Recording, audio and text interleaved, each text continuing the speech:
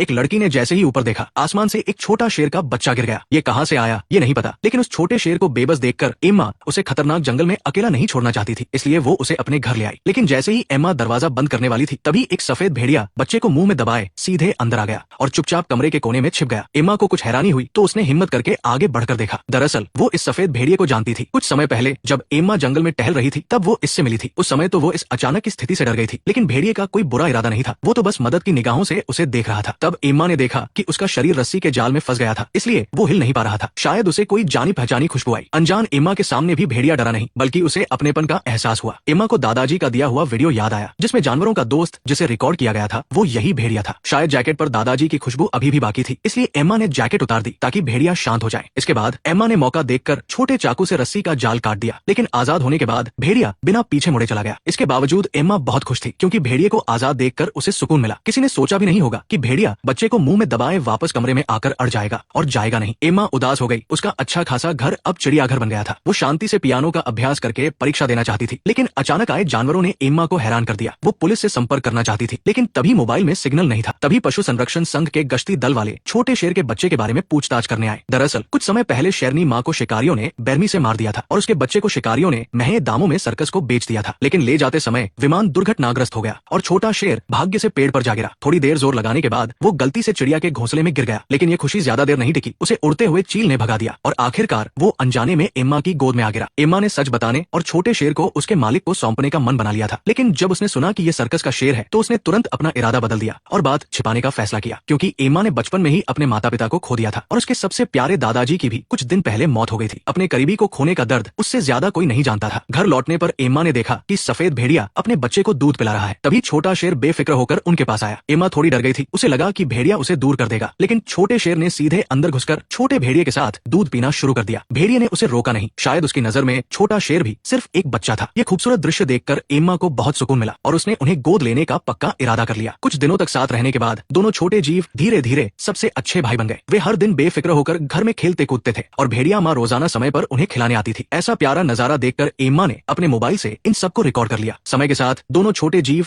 और ज्यादा चिपके रहने वाले हो गए। वे रोज एम्मा से लिपटे रहते थे। जब एम्मा पियानो का अभ्यास करती थी तो वे खुद से बाहर जाकर खेलते थे, लेकिन जैसे ही एम्मा पियानो बजाना बंद कर देती, वे परछाई बनकर एम्मा के साथ साथ चलते थे। कभी कभी वे जंगल के अंदर बनी छोटी लकड़ी की झोपड़ी में साथ सोते, छोटी नदी में खेलते और शाम को किनारे बैठकर सूर्यास्त देखते थे। रात होने पर वे एम्मा से सटकर गहरी नींद में सो जाते थे। कुछ दिनों बाद आखिरकार एम्मा की पियानो परीक्षा का दिन आ गया। उसने दोनों छोटे जीवों को दरवाजा बंद करके समझदारी से रहने और घर न तोड़ने के लिए कहा, और बताया कि वो 2 दिन बाद वापस आ जाएगी। साथ ही उसने भेड़िए के आने जाने के लिए एक खिड़की खोल दी। जैसा सोचा था, एम्मा की परीक्षा बहुत अच्छे से हुई। उसने बहुत से प्रतियोगियों में से अपनी जगह बनाई और लॉस एंजल्स सिम्फनी ऑर्केस्ट्रा में सफलतापूर्वक चुनी गई। उस दिन भेड़िया माँ शिकार कर रही थी, तभी जंगल में 2 शिकारी आ गए। वे भेड़िया माँ को देखकर खुशी से उछलने लगे। मोटे शिकारी ने बिना देर किए कुशलता से बेहोशी की बंदूक उठाई। ट्रिगर दबाते ही भेड़िया माँ जमीन पर गिर गई। बेहोशी की दवा से वो इतनी कमजोर हो गई कि हिल भी नहीं पा रही थी। वो बस दर्द और बेबसी में कराह रही थी। वो देखती रही कि शिकारी अपनी चाल में कामयाब हो गए, लेकिन वो कुछ नहीं कर पाई। जब लड़की वापस आई तो उसने देखा कि घर को दोनों छोटे जीवों ने पूरी तरह से बिखेर दिया था। कहा गया घर साफ रखने का वादा, लेकिन लड़की के नाराज होने से पहले ही उसने हैरान होकर देखा कि भेड़िया माँ घर में गायब थी। लड़की को लगा कि कुछ बड़ा गड़बड़ हो गया है और वो तुरंत सतर्क हो गई, लेकिन चारों तरफ ढूंढने पर भी कोई सुराग नहीं मिला। लेकिन यूं ही ढूंढते रहना भी कोई उपाय नहीं था। आखिरकार घर में 2 भूखे छोटे जीव थे। लड़की ने ज्यादा कुछ नहीं सोचा और इमरजेंसी कैन खोलकर उन्हें खिलाया। लड़की ये सोच भी नहीं सकती थी कि भेड़िया माँ के बिना वे कैसे जिंदा रहेंगे, लेकिन उन्हें जल्दी जल्दी खाते हुए देखकर लड़की ने पक्का इरादा कर लिया। वो बचपन से ही माँ के बिना थी, इसलिए वो उनका दर्द समझ सकती थी। इसलिए लड़की ने उन्हें पालने का फैसला किया और उन्हें कभी नहीं छोड़ेगी। उस रात दोनों छोटे जीव दबे पांव सीढ़ियां चढ़े और पूरी रात उससे चिपके रहे। अब एक कदम भी दूर जाने की हिम्मत नहीं कर रहे थे। डर था कि दुनिया में उनसे सबसे ज्यादा प्यार करने वाला भी कहीं चला न जाए। भेड़िया माँ के जाने के बाद लड़की ने माँ की जिम्मेदारी उठा ली। वो न केवल हर दिन पल पल उनकी देखभाल करती थी, बल्कि छोटे जीवों को तोड़फोड़ करने की भी इजाजत देती थी। ये प्यारा नजारा देखकर लड़की का दिल भी पिघल गया। कभी कभी जब उसे प्रेरणा मिलती थी तो छोटा भेड़िया पियानो पर कूदकर उत्साह से 2 धुनें बजाता था। हालांकि वो बेतुका बजाता था, लेकिन लड़की उसे खुशी खुशी बेस और मेजर कॉर्ड सिखाती थी। बसंत के जाने और सर्दियों के आने के साथ वे लड़की के साथ धीरे धीरे बड़े हो गए। उनका रिश्ता भाइयों जैसा घनिष्ठ था, यहाँ तक कि खाने के बर्तन भी बदलकर बड़े कटोरे करने पड़े। वे ज्यादा खाते थे और शरारतें भी कम नहीं करते थे। जैसे कि वसंत में एक माँ और बेटी द्वीप पर घूमने आई, तभी लड़की ने पीछे मुड़कर देखा कि भेड़िया और शेर ने भी माँ बेटी को देख लिया था और तेजी से उनकी ओर दौड़ पड़े। लड़की डर गई। उसे समझ नहीं आया कि क्या करे। वो उन्हें रोकने के लिए दौड़ना ही चाहती थी कि तभी उसका पैर फिसल गया और वो पत्थर से टकराकर गिर गई। एक पल में लड़की अपनी चेतना खो बैठी और जमीन पर बेहोश हो गई। छोटे भेड़िए ने जब ये देखा तो उसे लगा कि कुछ बड़ा गड़बड़ हो गया है। वो तुरंत लड़की के पास भागा और उसे अपने शरीर से रगड़कर जगाने की कोशिश करने लगा। शेर भी आवाज सुनकर आया। उन्हें एहसास हुआ हुआ कि उन्होंने गलती कर दी है, लेकिन अब बहुत देर हो चुकी थी। इस सुनसान जंगल में किसी के आने का इंतजार करना लगभग असंभव था। वे बस लड़की के चारों ओर खड़े होकर लगातार दहाड़ रहे थे, उम्मीद कर रहे थे कि कोई आकर उसे बचा ले। इस तरह वे लड़की के चारों ओर खड़े होकर चुपचाप उसकी रखवाली करते रहे। दादाजी ने जंगल पुलिस को मदद के लिए फोन किया। अस्पताल पहुंचने पर डॉक्टर ने कहा कि ये अच्छी बात है कि भेड़िया और शेर ने उसे गर्मी दी, वरना वो शायद अब तक जिंदा नहीं बच पाती। लेकिन लड़की के जागते ही सबसे पहला काम था भेड़िए और शेर के बारे में पूछना। लेकिन दादाजी ने झिझकते हुए बताया कि उन्होंने जंगल पुलिस को फोन किया था। तब लड़की को एहसास हुआ कि उसकी चोट की वजह से भेड़िया और शेर अचानक सबके सामने आ गए। लड़की को तुरंत गहरी आत्मग्लानि हुई। दरअसल छोटे भेड़िए को अच्छी तरह से सुरक्षित रखा गया था, लेकिन शेर इतना भाग्यशाली नहीं था। उसे सर्कस ले जाया गया था। न केवल उसे रोज इंजेक्शन दिए जाते थे, बल्कि जब भी वो बात नहीं मानता था तो सर्कस का मालिक उसे चाबुक से मारता था और धमकी देता था कि वो उसके सारे दांत निकाल देगा, ताकि वो सर्कस के लिए पैसे कमाने का एक जरिया बन जाए। मंच पर शेर बहुत डरा हुआ था, लेकिन किसी को उसकी परवाह नहीं थी, बस बार बार मार पड़। इधर लड़की भी छोटे जीवों की हालत को लेकर बहुत चिंतित थी, इसलिए जब कोई नहीं था तो उसने चुपके से सुई निकाल दी और चुपचाप अस्पताल से भाग गई। वो तुरंत जंगल पुलिस के पास पहुंची। जब उसे छोटे भेड़िए के सुरक्षित होने का पता चला, तब जाकर उसका दिल शांत हुआ। लेकिन सर्कस भेजे गए शेर को लेकर वो बहुत चिंतित थी, इसलिए लड़की ने तुरंत अलग अलग सर्कस में जाकर पूछताछ की। लेकिन जब वो इस सर्कस के पास पहुंची तो प्रभारी ने उससे झूठ कहा कि यहाँ कोई शेर नहीं है और तुरंत शेर को ले जाने लगा। वो उसे दूसरे शहर भेजना चाहता था ताकि वो उसके लिए पैसे कमाता रहे। लेकिन आधे रास्ते में वे गलती से छोटे भेड़िए के संरक्षण क्षेत्र से गुजरे। छोटे भेड़िए ने अपनी सूंघने की क्षमता से पहचान लिया कि शेर गाड़ी के अंदर है, इसलिए उसने एक साहसी फैसला लिया। उसी रात उसने सुरंग खोदकर भागने का फैसला किया और बिना आराम किए खुशबू का पीछा करना शुरू कर दिया। इस तरह वो पूरी रात सर्कस का पीछा करता रहा। अच्छी बात यह थी कि उसकी मेहनत रंग लाई। अगली सुबह वो आखिरकार सर्कस के ठहरने की जगह पर पहुंच गया तो उसने वही पुरानी चाल चली, सुरंग खोदकर अंदर घुस गया। छोटे भेड़िए ने जरा भी देर नहीं की और तुरंत अपने बड़े भाई को बचाने के लिए दौड़ा, लेकिन पिंजरा लोहे की चेन से कसकर बंद था। छोटे भेड़िए ने देखा कि इतनी मेहनत करने के बाद भी सब बेकार था, लेकिन ऐसे भी काम नहीं चलेगा, इसलिए उसने न जाने कहां से एक लकड़ी उठाई और जोरों की तरह हथियार को मुंह में दबा लिया। शेर को डर था कि वो भी पकड़ा न जाए, इसलिए वो उससे जल्दी चले जाने की विनती करने लगा और उसे लड़की का ख्याल रखने की हिदायत दी। लेकिन छोटा भेड़िया हिम्मत नहीं हारा और दांत भींचकर कोशिश करता रहा। छोटे भेड़िए को इतनी मेहनत करते देखकर शेर ने भी मदद करने का फैसला किया। फिर दोनों ने एक साथ लकड़ी को दांतों से पकड़ा और एक ही दिशा में जोर लगाया, लेकिन अगले ही पल लकड़ी टूट गई। तब शेर को समझ आया कि एक छोटी सी लकड़ी लोहे की सलाखों को कैसे तोड़ सकती है। लेकिन लकड़ी की आवाज ने सर्कस के मालिक को आकर्षित किया। आवाज सुनकर वो जल्दी से देखने आया। छोटे भेड़िए ने ये देखकर तुरंत एक तरफ छिप गया। सर्कस के मालिक ने असामान्य रूप से हिंसक शेर को देखा तो उसने हैरानी से पिंजरा खोल दिया और छोटे भेड़िए को आखिरकार मौका मिल गया। वो एक झटके में भागा और सीधे सर्कस के मालिक पर झपट्टा मारा, फिर तेजी से भाग गया। शेर भी धीरे धीरे उसके पीछे चला गया। दोनों दोस्त फिर से मिल गए। वे उत्साह से एक दूसरे को चूमने लगे। अब उन्हें घर जाना चाहिए था। भेड़िए और शेर ने बची हुई खुशबू से घर की दिशा ढूंढना शुरू कर दिया। जब उन्हें भूख लगती थी तो वे चुपके से सुपरमार्केट में घुस जाते थे और खुलेआम खाना ढूंढते थे। सुपरमार्केट का गार्ड आवाज सुनकर बाहर निकला और फिर समझदारी से गार्ड रूम में छिप गया। जब उसने अलार्म बजाया तब तक भेड़िया और शेर भाग चुके थे। दूसरी तरफ लड़की को भी संरक्षण केंद्र के लोगों से छोटे भेड़िए द्वारा शेर को छुड़ाने की खबर मिली। आदमी ने लड़की से उन्हें ढूंढने में मदद करने का अनुरोध किया, क्योंकि छोटे भेड़िए के गले में जीपीएस कॉलर लगा था, इसलिए उन्होंने जल्दी से उसका पता लगा लिया। इस समय पूरे शहर की पुलिस भेड़िए और शेर की तलाश कर रही थी और सर्कस का मालिक भी बंदूक लेकर जंगल पहुंच गया था। उन्होंने जल्दी ही शेर के निशान ढूंढ लिए। सर्कस के मालिक की बंदूक शेर पर तनी हुई थी। छोटे भेड़िए ने ये देखकर बिना झिझके दौड़ लगाई। उसने सर्कस के मालिक पर झपट्टा मारा और खुद भी बेहोशी की बंदूक से घायल हो गया। शेर को बेहोश करने वाली दवा छोटे भेड़िए की जान भी ले सकती थी। परेशानी से बचने के लिए सर्कस के मालिक ने अपने बेटे से छोटे भेड़िए के गले का कॉलर फेंकने को कहा। उनके जाने के बाद शेर छोटे भेड़िए के पास आया और बेचैनी से उसे पुकारने लगा। शायद शेर की दहाड़ ने छोटे भेड़िए की इच्छा शक्ति को जगा दिया और वो चमत्कारिक रूप से होश में आ गया। उसी रात लड़की और वे लोग जीपीएस की मदद से सर्कस के मालिक के पास पहुंचे। दरअसल लड़के ने कॉलर को फेंका नहीं था, बल्कि अपने पास रखा था। उस नेक दिल लड़के ने उन्हें उस जगह तक पहुंचाया जहां छोटे भेड़िए को चोट लगी थी, लेकिन छोटा भेड़िया पहले ही वहां से जा चुका था। अब उन्हें पुलिस से पहले उन्हें ढूंढना था। तभी लड़के ने बताया कि सर्कस में शेर को पियानो संगीत सुनना पसंद था। लड़की ने यह सुनकर मुस्कुराया, उसे उपाय सूझ गया था। वे जंगल के रास्ते गाड़ी चलाते हुए जोर से संगीत बजाने लगे और शेर सचमुच आवाज सुनकर दौड़ आया। उन्हें खोए हुए दोस्त आखिरकार मिल गए। जल्द ही शेर लड़की को छोटे भेड़िए के पास ले गया। वे दोनों लड़की के दादाजी की छोटी लकड़ी की झोपड़ी में छिपे हुए थे। जब लड़की उन्हें घर ले जाने की तैयारी कर रही थी तभी पुलिस भी वहां पहुंच गई। लड़की ने यह देखकर तुरंत भेड़िए और शेर को लेकर भागना शुरू कर दिया। वे भागते भागते झील के किनारे पहुंच गए। अब बस उस झील को पार करना था और वे घर पहुंच जाएंगे। लेकिन पुलिस भी पीछे आ गई थी। वे किसी भी वक्त भेड़िए और शेर को गोली मारकर मार सकते थे। शेर ने यह देखकर लड़की को छोटे भेड़िए को लेकर पहले चले जाने का इशारा किया और फिर खुद मजबूती से पुलिस का ध्यान भटकाने के लिए जंगल में भाग गया। लड़की को दुखी मन से छोटे भेड़िए को लेकर जाना पड़ा। जब वे मुश्किल से घर पहुंचे तो दूर जंगल से कुछ गोलियों की आवाजें आई। किनारे पर बेचैनी से इंतजार करते छोटे भेड़िए को देखकर लड़की को दर्द के साथ एहसास हुआ कि शेर शायद वापस नहीं आएगा। तभी दूर झाड़ियों से हलचल की आवाज आई। ये शेर था। वो सफलतापूर्वक पीछा छुड़ाकर भाग निकला था। छोटा भेड़िया उत्साह से उसे लेने दौड़ा। सभी उनकी इस महान दोस्ती को देखकर रो पड़े। सच्ची और गहरी भावनाएं जाति की सीमा को पार कर सकती है। दो ऐसे जानवर जो स्वाभाविक रूप से दुश्मन होने चाहिए थे, उनके बीच सबसे बड़ी दोस्ती पैदा हुई और ये सब एक इंसान के प्यार की वजह से हुआ।